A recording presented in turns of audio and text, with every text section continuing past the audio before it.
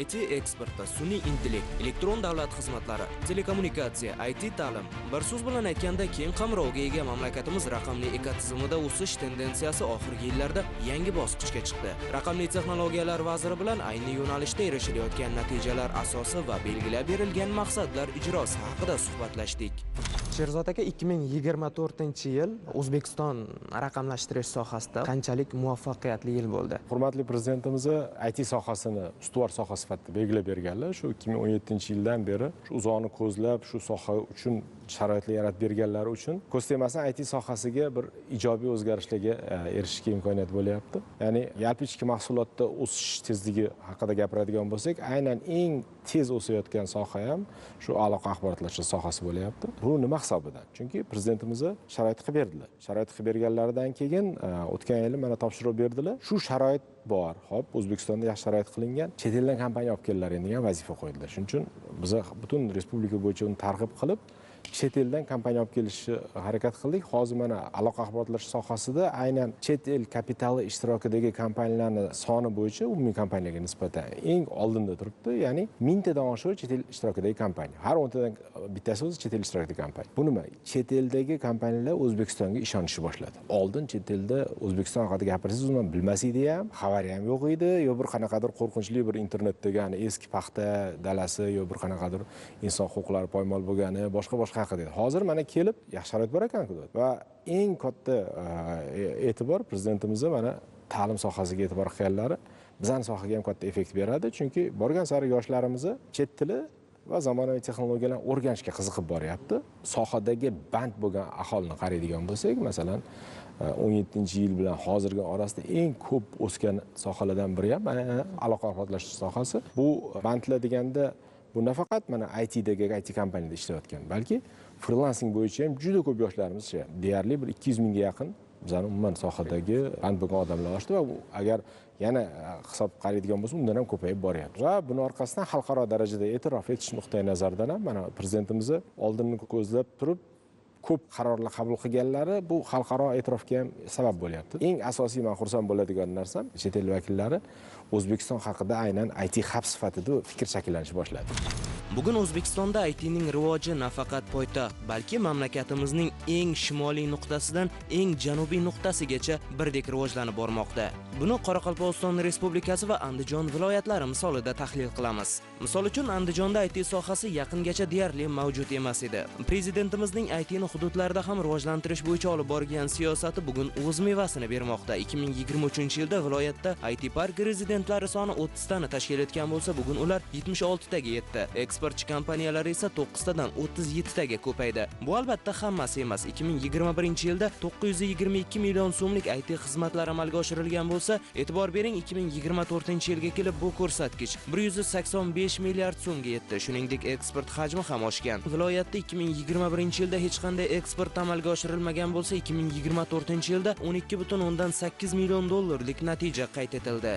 Albatta bu eksport ko'rsatkichining asosiy omillaridan biri bu Andijon viloyatida yaratilgan sharoitni ko'rsatish mumkin. Bunga aynan davlat rahbari tomonidan 87-sonli qaror qabul qilinganligi, ya'ni Zero Risk dasturi ishlab chiqildi. Zero Risk dasturi bu kompaniyalarga 1 yil davomida bepul ofis va undan tashqari jihozlar bilan ta'minlashni o'z ichiga oladi. Ya'ni shuni natijasida hozirgi kunga kelib biz 37 ta kompaniyani jalb qilishga erishdik. Bu yilga ham, 25-yilga ham katta marralarda olganmiz. Ya'ni hozirgi kunda xizmatlar eksport oldinlari faqatgina Amerika Qo'shma Shtatlari bilan bo'ladigan bo'lsa, bu yilgi rejalarimiz Yevropa davlatlari, bundan tashqari Yaqin Sharq davlatlariga eksport qilishda, hozirgi kunda Shimoliy Amerika tomonlaridan ham, Janubiy Amerika davlatlaridan ham xizmatlar eksportini kengaytirishda rejalashtirganmiz. Shuningdek, asosiy xizmatlar eksport qilinayotgan bu outsourcing xizmatlari bo'ladigan bo'lsa, bundan tashqari dasturlar sohasida sun'iy intellekt bo'yicha loyihalar ishlab chiqilyapti. Aynan shu yo'nalishlarda ham eksport qilishni rejalashtirganmiz. Shahbozjon Raimjonov xorijda ishlab 1 oyda 4000 dollargacha maosh olgan. Lekin u Andijonda yaratilgan imkoniyatlardan foydalanishga qaror qildi. Bugun u o'z viloyatida yashab, shu yerda ishlab 5000 dollargacha daromad topmoqda. Ispaniyada malaka oshirish uchun o'sha yerda ham ishlagandik, IT sohasi bo'yicha 7 yil u yerda o'qib ishlab 20-yildan keyin o'zimiz IT sohasi kuchayib ketgan ko'rganimiz uchun qaytib keldim. Prezidentimizga minnatdor rahmat. O'zimiz IT sohamiz ancha rivojlanib ketdi. qilib, u yerda $4,000 oylik topgan bo'lsam, ana shuni 2 barobar qilib, O'zbekistonda $5,000, $5,500 qilib, oilam oldida, ota-onam oldida, xotirjamlikda, tinchlikda ash summani bemalol topyapman. Oldin bunaqa sharoitlar ko'rmaganman. Internetda bir 4-5 ta mahalla uzoqdan tortib kelardik. Hozir mana oyog'imiz ostida. O'qishni bitirgandan keyin ancha ish istadim. Til bilish qobiliyatim borligi uchun, sertifikatlarim borligi uchun IT sohaga qiziqishim bo'ldi. Shu IT sohani tanladim. Ishga kirdim. Boshlang'ichiga $300 oyligim boshlandi. Hozirgi kunda mana ishga kirganimga 6 oycha bo'ldi. Oyligim yaxshi, hozir $700-800 oshdi. Endi tahlillarimizni Qoraqalpog'istondan davom ettiramiz. Hududda bugun IT eng yuqori darajada rivoj topmoqda. IT xizmatlar hajmi 2023-yilda 9,2 milliard so'm bo'lgan bo'lsa, 2024-yilda 47,6 milliard so'mga ko'paydi. IT eksporti hajmi esa 2023-yilda $437,000 dan $2,5 million ga yuqoriladi. Sohada band bo'lgan yoshlar esa qariyb 2,000 nafardan 9,000 nafardan ziyodga ko'paydi. Buning bari o'zini o'zi bo'lib qolib yo'q. Hammasi prezidentimizning baslanmasi bilan qo'llab quvvatlangan bo'layotgan zot. Misol uchun sifralarda aytadigan bo'lsak, misol uchun 2019da Toshkent qalasida IT park ochildi, 2021da Qoraqalpog'istonda IT park ochildi. Sifralarda 2021da bizning 3 rezident kompaniyamiz bo'lgan bo'lsa, 24da уже 119 rezidentimiz bo'ldi. O'tgan yili o'zimizning Nukus qalasida IT parkning Toshkentdan keyingi O'zbekiston bo'yicha eng birinchi 17 qavatli imorati qurildi. Imoratda prezidentimizning o'zi ochib berdi. Biz hozir ish olib boryapmiz, chet eldan ulkan IT kompaniyalarni bu yoqqa olib kelyapmiz. Bu degani u ko'plab жұмыс o'rinlari жатadi. Ham bizdagi yoshlarimiz oldingidagidek majbur emas Qozog'istonga, Rossiyaga, yoki qasmistag'a borib жұмыс qidirishga majbur emas. Uyindan kirib chiqib, ota-onasining qasında bo'lib, yuqori daromadli жұмысli bo'lu imkoniyati bor. O'sha imoratimiz qurilib, rossiy kompaniya keldi, masalan, 16-etajga 100 odamdan ortiq жұмыс chalib o'tir. Xitoy kompaniyasi keldi 8-chi etajimizga. 2-3 etajlarimizda Uzinfocom kompaniyasi bor, o'qitib o'tir, xizmat ko'rsatadi. Bugun prezidentning Qoraqalpog'istonda ITni rivojlantirish bo'yicha yaratgan imkoniyatlari eng avvalo hudud yoshlar uchun katta imkoniyatlarni taqdim qilmoqda. Bibinos kabi yoshlar esa o'z IT kompaniyalarini ochib, soha rivojiga o'z hissasini qo'shib kelmoqda. Hozirgi vaqtda hurmatli prezidentimiz tomonidan IT tarovuna ayriqcha e'tibor qaratilib o'tiribdi. Bu misol ретінде hozir shu yili Zulfiya atындағы mamlakatlik siylig'ini axborot texnologiyalari tarovi qo'shilganligi dalil bo'lib hisoblanadi. Hamda o'sha yili hurmatli prezidentimiz bilan uchrashib, hamda qo'lidan o'sha siyliqni olib qaytuga muyassar bo'ldim. Prezidentimiz o'shunday esenini bildirib atgan ekan, o'shunday siyliqlarga loyiq deb topgan ekan. Biz kelajakda bergan esenimni aqlov maqsadida vatanimizga hamda xalqimizga xizmat etamiz deb va'da beraman. IT eng avvalo yuqori daromadli ish o'rinlarini taqdim qiladi yoshlarga. Bugun Nukusdan turib yuqori maoshli ishga ega bo'ldik, deydi Otabek Bo'taboyev. IT tarovuna maktabda o'rganmaslik qiziq boshlaganman. Bu tarov juda zamonaviy hamda yuqori daromadli kasb bo'lgani uchun shu kasbni tanlovga qaror etdim. Studentlik davrimda bir qancha dasturli tillarni chuqur o'rganib, hozirda Nukusda joylashgan Aroxab IT kompaniyasida mobil бағдарламашы жұмыс qilib keltirman. Komandamizda 12 odam bo'lib, xalqimizning mashg'ulotlarini innovatsion chechimlarda ustuns etib, bir qancha tabisli proyektlarda tabisli jo'moqladik. Mamlakatimizda bo'lib o'tgan ITga degan ulkan e'tibor orqasida ko'plagan yoshlarimiz жұмыс qilib, o'zining shaxsiy daromadına ega bo'lyapti. Haqiqatan bugun O'zbekiston mintaqada IT hubga aylanish yo'lida dadil qadamlar tashlamoqda va eng muhim yo'nalishlarda xalqaro darajada yuqori reytinglarni egallamoqda. Davlatimiz rahbari tomonidan 2024-yil oktyabr oyida sun'iy intellekt texnologiyalarini 2030-yilgacha rivojlantirish strategiyasi tasdiqlandi. Bu shuni ko'rsatadiki, davlatimiz rahbari tomonidan sun'iy intellektga hozirgi kunda juda ham qattiq e'tibor beryaptilar. Va har bir yig'ilishlarda shuni ko'rishimiz mumkinki, har bir sessiyalarda prezidentimiz har bir sohalarga alohida sun'iy intellekt rivojlantirish bo'yicha yangi loyihalar va yangi masalalarni qo'yaptilar. Mazkur siyosatning natijasida hozirda O'zbekiston sun'iy intellekt bo'yicha va IT umuman raqamlashtirish texnologiyalari yo'nalishida xalqaro darajada ham e'tirof etib kelinmoqda. Bularning biri davlatning sun'iy intellektga tayyorgarlik indeksida 87-o'rindan 70-o'ringa, ya'ni 17 pog'onaga ko'tarilganini ko'rishimiz mumkin. Shu bilan birgalikda 24-yilda mazkur strategiya tasdiqlangandan keyin hozirda 25-26-yillarda 100 dan ko'p loyihalar joriy etilishi. Bulardan hozirgi kunda O'zbekistonda MyPalm ID, ya'ni O'zbekistonda butun dunyo bo'yicha birinchi ilk bor O'zbekistonda metrosida joriy etilgan MyPalm ID ID, ya'ni bu sun'iy intellekt texnologiyasi yordamida kaft yordamida to'lov qilish imkoniyatini yaratadigan texnologiyalardan biri. Shu bilan birgalikda hozirgi kunda sun'iy intellekt yordamida barcha banklarda siz mobil ilovangiz orqali kreditlar olishingiz, depozitlar ochish imkoniyatiga egasiz va buning asosi tegi bu sun'iy intellekt texnologiyalaridan iborat. Shu bilan birga mazkur 200 ta loyihalar hozirgi kunda eng dolzarb bo'lgan yo'nalishlar, ya'ni sog'liqni saqlash, moliya va iqtisod, bank sohalari, qishloq xo'jaligi sohasi va ta'lim sohalariga joriy etilishi asosiy vazifa etib belgilangan. Sun'iy intellekt texnologiyalarini 2030-yilgacha rivojlantirish strategiyasida yana bir asosiy yo'nalishlardan biri bu infratuzilma. Ya'ni O'zbekistonda hozirgi kunda juda katta data sentrlarimiz mavjud va bundan tashqari hozirgi kunda mana ma'lumotlarni tez ishlov beruvchi GPU data klasterlarini joriy etish bo'yicha ishlar amalga oshirilmoqda va shu bilan birgalikda har bir yo'nalishning tayanchi bo'lmish bu bilim. Hozirgi kunda mana xabaringiz bor, 1 million o'zbek dasturchi loyihasi o'zini samarasini bermoqda va mana Birlashgan Arab Amirligiga borganda davlat rahbarimiz yangi loyihaga 1 million sun'iy intellekt foydalanuvchilar loyihasiga start berib kelindi va ushbu loyiha hozirgi kunda mana 25-26-yillar davomida butun O'zbekistonda barcha viloyat, tumanlar kesimida yoshlarimizni va davlat mutasaddilari, boshqa sohalarda faoliyat yuritayotgan hamyurtlarimizga sun'iy intellektdan to'g'ri foydalanish, uni to'g'ri etik yo'nalishlarini o'rgatadi va undan to'g'ri foydalanib turib o'zini ishida, o'zini kelajagida, o'zini bilim olish jarayonida u narsadan maksimal darajada foyda olish imkoniyatini ko'rsatadigan dastur alohida ishlab chiqilishi yo'lga qo'yildi. Bugun hayotimizda muhim o'rin egallab borayotgan sun'iy intellekt sohasida loyihalar soni ham, ularning raqobatbardoshligi ham ortmoqda. Xususan, mamlakatimiz mutaxassislari tomonidan ishlab chiqilgan shunday loyihalarning mahalliydan global darajaga chiqayotgani so'zimiz isboti.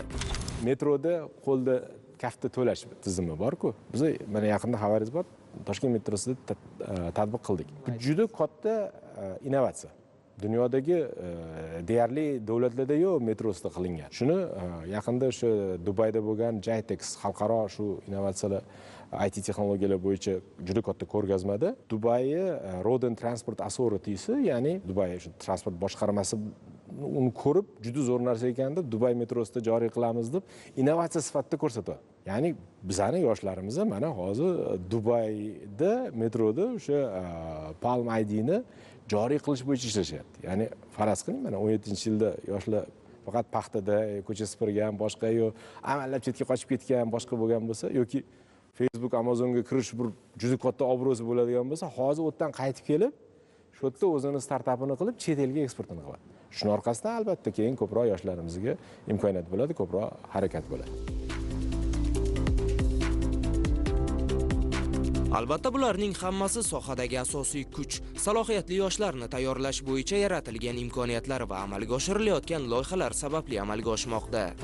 2024-yil juda muvaffaqiyatli yil bo'lib hisoblaymiz va alohida ta'lim sohasi bo'yicha, misol uchun 2024-yilda 1 million o'zbek dasturchisi loyihasida qamrovni 500 ming nafar qilib o'zimizga reja qilib hududlarda belgilagan bo'lsak, 600 mingdan oshiq yoshlar 1 million dasturchida o'qib, ulardan 150 mingga yaqin yoshlar xalqaro darajada sertifikatga ega bo'ldi. Bu yildan yilga ko'rsatkich o'sib boryapti va hozirda 1 million dasturchi dasturi bo'yicha Amerika Qo'shma Shtatlarining Coursera kompaniyasi bilan hamkorlikda 2 yillik, ya'ni yangi shartnomaga qo'l qo'ydik va bu orqali 2025-2026-yillarda 2 million nafar yoshlarni xalqaro darajadagi sun'iy intellekt, cloud engineering, machine learning va boshqa zamonaviy kasblarga o'qitib, ularni xalqaro darajadagi sertifikat olishlariga ko'maklash bu bizning asosiy maqsadlarimizdan biri hisoblanadi. Va keyingi loyihalarimizdan biri bu bir mahalliy yetti dasturchi loyihasi. Umuman hududlar bo'yicha 2024-yilda reja qilganimizda 70 ming nafar yoshlar C1 va undan darajada yuqori bo'lgan xalqaro darajadagi til sertifikatini o'qish va ularni aynan zamonaviy yuqori daromadli kasbga yo'naltirish bu bizning asosiy maqsadimiz hisoblanardi va 78,800 nafar yoshlarimiz xalqaro darajadagi sertifikat qo'lga kiritib, ya'ni C1, IELTSda 7 va undan yuqori daraja sertifikati qo'lga kiritib, ularni zamonaviy IT sohasiga yo'naltirishga erishdik. Bu ham bir o'ziga yarasha katta yutuqlardan biri hisoblanadi. Shuningdek, pilot loyiha sifatida Muhammad al-Xorazmiy vorislari loyihasini amalga oshirgan edik. Eng yutuqli jihati hozirgi kunda 4000 nafardan oshiq yoshlar, maktab o'quvchilari bepul IT va xorijiy tillarga o'qish imkoniyati yaratib berildi. Ya'ni buni asosiy maqsadi nima? 7-sinfdan boshlab iqtidorli ITga qiziqadigan yoshlarni saralab olib, ularni maktabdan keyingi qo'shimcha darslar qilib, zamonaviy, o'zini dunyoqarashi keng, xorijda ta'lim olgan yoki o'zining sohasi bo'yicha yetuk mutaxassislar tomonidan ularni o'qitib, 5 yil davomida yuqori daromadli zamonaviy kasblarga tayyorlash bizning oldimizga qo'ygan asosiy maqsadlarimizdan hisoblanadi va bu yildan boshlab bu loyihani barcha hududlarga joriy etish bizning rejalarimiz va Nukusda saralash o'tkazdik. Qoraqalpog'iston va Qashqadaryo viloyatida bu loyihani amalga oshirish 2025-2026 yilda rejalarimizga kiritilgan. IT ta'limda shunaqa ekotizim yaratganmizki, u xoh maktab o'quvchisi bo'lsin, xoh universitetda talabasi yoki bo'lmasam o'zini o'zi band qilgan fuqaro bo'lsin, barchalari IT ta'limda bepul o'qish imkoniyatlariga ega. Albatta bular hammasi emas. Bugun yoshlarning ITda yuqori daromadga ega bo'lishi uchun nafaqat qamrovni oshirish, balki sifatni xalqaro darajaga chiqarish borasida ham yoshlar uchun, ham IT ta'lim muassasalari uchun katta imtiyozlar berilmoqda. Buning natijasida IT ta'lim muassasalari soni 2023-yilda 230 tani tashkil etgan bo'lsa, 2024-yil yakuni bilan ularning soni 565 taga ko'paydi. O'quv kurslarini muvaffaqiyatli tugatib, IT eksport kompaniyaga ishga yo'nalgan yoshlar uchun o'quv markazlarini qo'llab-quvvatlash uchun davlat tomonidan 25 milliongacha, agar u nogironlik bor shaxs bo'ladigan bo'lsa, 37 milliongacha subsidiya olish imkoniyatlari yaratib berilgan. Bu sifatni oshirish albatta, chunki mana texnologiyalar rivojlanyapti, dunyoda talab oshib boryaptiki, mana 5 yil oldin qaraydigan bo'lsak, IT sohasini o'zini bilish yuqori daromadli kasb egallash imkoniyati berardi. Lekin yildan yilga IT sohasida ham raqobat rivojlanyapti. Bizning maqsadimiz 2030-yilga borib 300 ming nafar xalqaro darajadagi dunyo bozori talablariga mos mutaxassislarni tayyorlab berish bizning asosiy maqsadimiz hisoblanadi va shu yo'lda aniq bir ekotizimni yo'lga qo'yganmiz. Bu yildan boshlab hududlarga asosiy e'tibor berib, viloyatlardagi yoshlarga keng imkoniyat yaratib berib, ularni ham aynan markazdagi yoshlar kabi teng imkoniyat yaratib berish bizning asosiy maqsadimiz hisoblanadi va ta'lim sifatini oshirish bu bizning rejamizdagi asosiy prioritet bo'lib hisobot qiladi. Endi yoshlarning IT ta'limini bevosita rag'batlantirishga qaratilgan loyihalarga e'tibor qaratsak, ya'ni bugun sohada xalqaro darajadagi sertifikatga ega yoshlarning xarajatlari 100% gacha qoplab berilmoqda. Hurmatli prezidentimizning tashabbuslari bilan IT iste'dod loyihasiga asos solindi. Va bu loyihaning asosiy maqsadi nimadan iborat? Misol uchun xorijda ta'lim olayotgan yoki O'zbekistonda ta'lim olayotgan yoki ishlayotgan yoshlar uchun keng imkoniyat yaratib berildiki, ular xalqaro darajadagi sertifikatga o'qib, u darajani professional darajaga olgan taqdirda, agarda ularda B2 va undan yuqori darajada sertifikat bo'ladigan bo'lsa, o'qish xarajatlari va sertifikat xarajatlari 100% davlat tomonidan qoplab beriladi. Mana misol uchun 2024-yil statistikasiga qaraydigan bo'lsak, 1000 nafardan oshiq yoshlar 4 milliard 500 million so'm miqdordagi pul qaytarib berildi. Bu juda ham katta natija. 2023-yilga solishtiradigan bo'lsak, bu 3 barobar yuqori natija hisoblanadi. Va bu son eng quvonarli jihati yildan yilga oshib boryapti. Raqamli xizmatlar bu insonlar hayotini yengillashtirish, vaqti va mablag'larni tejash va davlat xizmatlarida shaffoflikni oshirish va korrupsion holatlarni kamaytirishga qaratilgan muhim tarmoq. Bu yo'nalishda ham oxirgi yillarda katta o'sishga erishildi. Bu portalda 2020-yilda 100 dan ortiq xizmatlar ko'rsatilayotgan bo'lsa, hozirda ularning soni 719 taga yetdi.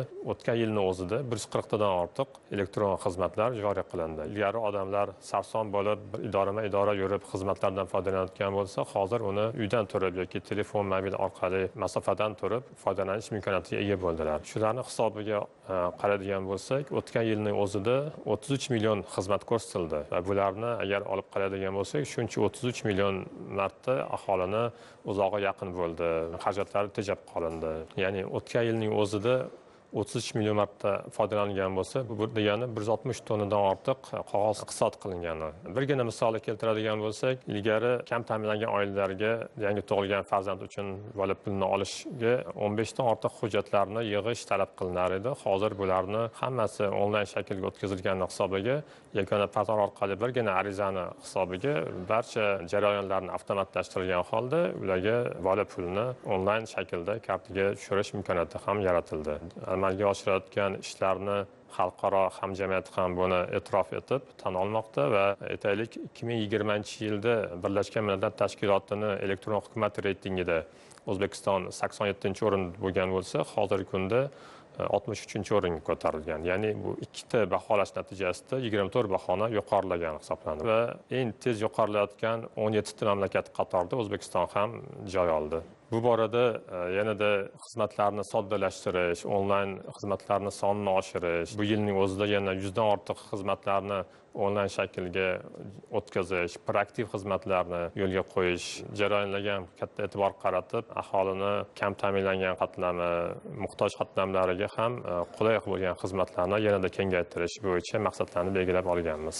Maqsadimiz xalqaro reytingdagi O'zbekiston o'rnini top 30 ta rivojlanayotgan davlatlar qatoriga kiritishdan iborat. Aholi tomonidan yagona interaktiv davlat xizmatlari portalidan 33 million marotaba foydalanishni evaziga ularni 128 milliard so'mdan ortiq mablag'lari iqtisod qilindi. Bundan tashqari yagona portal orqali xizmatlardan foydalanilsa, ularga an'anaviy tarzda foydalanganga nisbatan 10% kamroq to'lanadi. Shuni hisobiga olganda ham 150 milliard so'mdan ortiq mablag' ularni foydasiga iqtisod qilindi. Internet va telekommunikatsiya bu tarmoq IT va raqamlashtirishning qon tomiri desak adashmaymiz. Bu yo'nalishda infratuzilmaning yaxshilanishi esa butun soha rivojiga impuls beradi. Bu borada ham katta ishlar amalga oshirilmoqda. Xususan 2024-yilda 24 mingta mobil aloqa stansiyasi qurildi. E'tibor bering, bu 2019-yilgacha o'rnatilgan barcha mobil aloqa stansiyalari soni bilan teng raqam ekanini hisobga olsak, soha rivojlanayotgani yanada oydinlashadi. Yoki yana bir misol, 2016-yilgacha jami 36 ming kilometr optik tolali aloqa liniyalari tortilgan bo'lsa, bugungi kunda esa bir yilda 50 ming kilometrdan ziyod shunday kabellar tortilmoqda. Telekommunikatsiya infratuzilmasini rivojlantirishda mobil tarmoq va simli tarmoq, ya'ni mobil tarmoqni rivojlanish tendensiyasi juda keskin rivojlanib ketmoqda va O'zbekistonda so'nggi yillarda, ya'ni 24-yilda 19-yilgacha qurilgan jami baza stansiyalar miqdorichalik undan da ko'proq baza stansiyalar qurildi. Mobil aloqa stansiyalari, ya'ni 24 ming dona mobil aloqa stansiyalari qurildi. Bu o'z navbatida o'sha qishloq joylarda mobil internetni rivojlantirish, avtomobil yo'llari, temir yo'llarda mobil aloqa tarmog'ini rivojlantirish, turistlar tashrif buyuradigan hududlarda aloqa tarmog'ini rivojlantirishga, chekka qishloqlarda rivojlantirishga katta hissa qo'shmoqda va uning natijasida mobil foydalanuvchilarning mobil internetga bo'lgan talablari ham oshib bormoqda. Shuningdek, simli, ya'ni optik tolali aloqa liniyalarini tortilishi so'nggi yillarda juda ko'p miqdorda, ya'ni uzunligi 50 ming kilometrdan ziyod yiliga tortilmoqda. Bu ko'rsatkichni taqqoslaydigan bo'lsak, hozir yiliga 50 ming kilometr kabel tortilmoqda. Bu degani 2017-yilda yiliga rejani 2000 kilometr qo'yadigan bo'lsak, hozir oyiga 4000 kilometr reja qo'yilmoqda.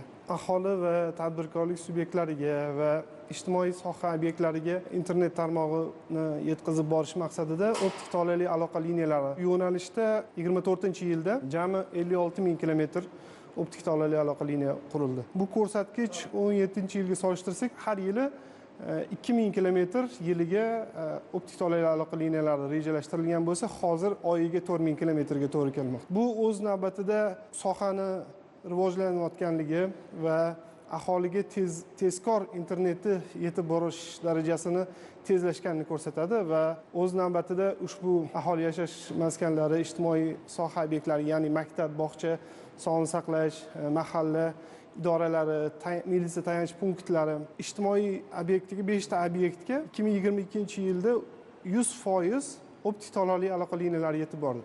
Bu o'z navbatida o'sha ijtimoiy soha obyektlari joylashgan aholi maskanlarini ham optik tolali aloqa liniyalari bilan ta'minlanishiga katta imkon berdi va o'zini natijasini ko'rsatdi. Natijada hozirgi kunda 96% aholi maskanlari optik tolali aloqa liniyalari qamrovi bilan ta'minlandi. Buning natijasida o'sha xalqaro reytinglarda o'sish sur'atlari ko'rinmoqda va xalqaro tashkilotlar tomonidan e'tirof etilmoqda. Speedtest reytingida mobil internet tezligi bo'yicha 122-o'rindan 73-o'ringa ko'tarildi. Simli internet tezligi bo'yicha ham 74-o'ringa ko'tarildi.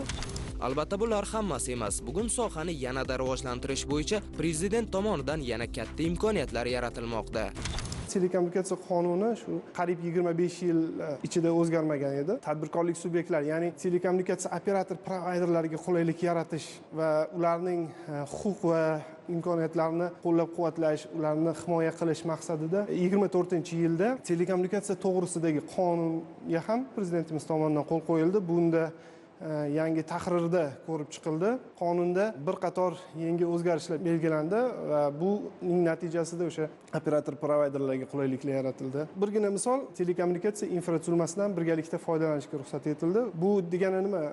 Bir hududga mobil aloqa baza stansiyalari o'rnatiladi, ba'zi tayanch stansiyasi o'rnatiladi va o'sha tayanch stansiyasidan 4 ta mobil aloqa kompaniyasi birgalikda foydalanib o'zlarini qurilmalarini iladi va buning natijasida o'sha hududda kam investitsiya bilan qamrov yuqori bo'ladi. Shuningdek, yangi qurilayotgan binolarga majburiy talablar belgilandi. Ya'ni infratuzilmasi yangi qurilayotgan katta bino inshootlarda telekommunikatsiya infratuzilmasiga talablar yo'q edi. Hozirgi kunda majburiy talab asosida shu inshootlar telekommunikatsiya infratuzilmasi qurilgan holatda qabul qilishga topshiriladi. Bu esa aholini o'z navbatida uyga kirib borgan zahoti o'sha xizmatdan foydalanishga imkon beradi. Yana bir yaxshi yangilik aytib o'tmoqchiman. Oldin Toshkent va Samarqand shaharlarida 5G tarmog'i mavjud bo'lsa, hozirgi kunda barcha viloyat markazlarida 5G tarmog'i qurildi, 5G ishga tushirildi. Shu 5G tarmog'ini ham rivojlantirish bo'yicha rejalar belgilab olganmiz. Buni bosqichma-bosqich amalga oshiramiz.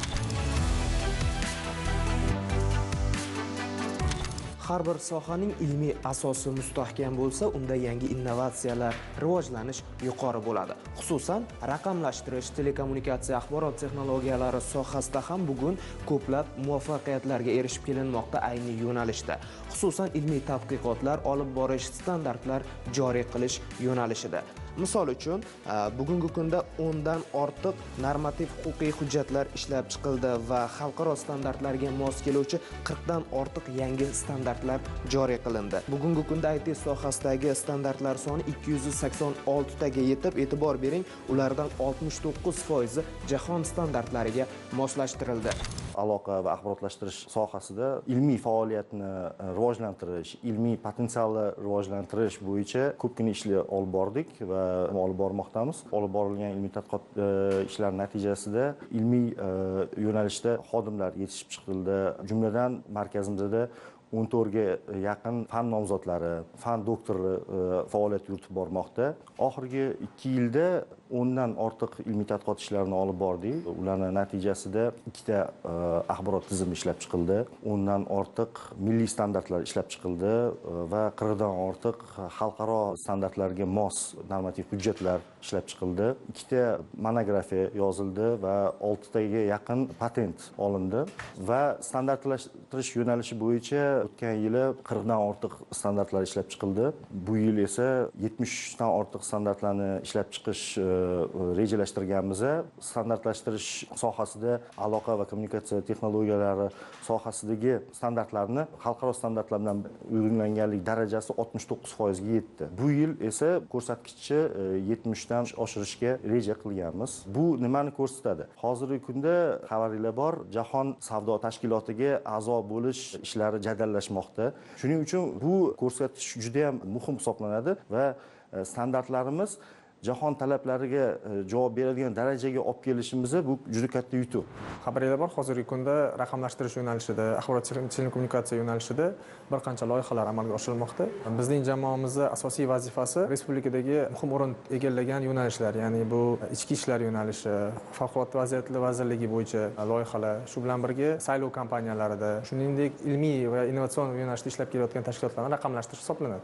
2024-yil hisobiga ko'ra markazimiz tomonidan 20 dan ortiq axborot texnologiyalarini joriy etish bo'yicha loyihalar amalga oshirildi. Shu bilan birga markazimiz tomonidan ilmiy va innovatsion yo'nalishlar, ya'ni Fanlar akademiyasi va unga tegishli bo'lgan ilmiy institutlar bilan bir qancha IT loyihalar amalga oshirilmoqda. Bugungi kunga kelib ilmiy yo'nalishdagi loyihalardan bu binolarning pasportizatsiyasi bo'yicha amalga oshirilgan loyiha hisoblanadi. Hozirgi kunda ushbu loyihada 170 mingdan ortiq va ma'muriy binolarni pasportlashtirish bo'yicha ishlar amalga oshirilgan, ya'ni seysmik mustahkamligiga ega bo'lgan binolarni xarakteristikalari asosida elektron pasportlar shakllantirilib kelinmoqda. Shu bilan birga ichki ishlar organlari faoliyatida ham bir qancha loyihalar, IT loyihalar amalga oshirilgan. Bularning barchasi hozirgi kunda test rejimida ishga tushirilgan bo'lib, hozirgi kunda ularga kerakli va tegishli qo'shimchalar qo'shib kelinmoqda. Biz tahlil qilgan yo'nalishlar oxirgi 6-7 yil ichida amalga oshirilgan ishlar natijasi. Albatta sohada salohiyat katta. Ular to'laqonli ishga solinsa, bugungi rekordlar yil sayin yangilanib boraveradi.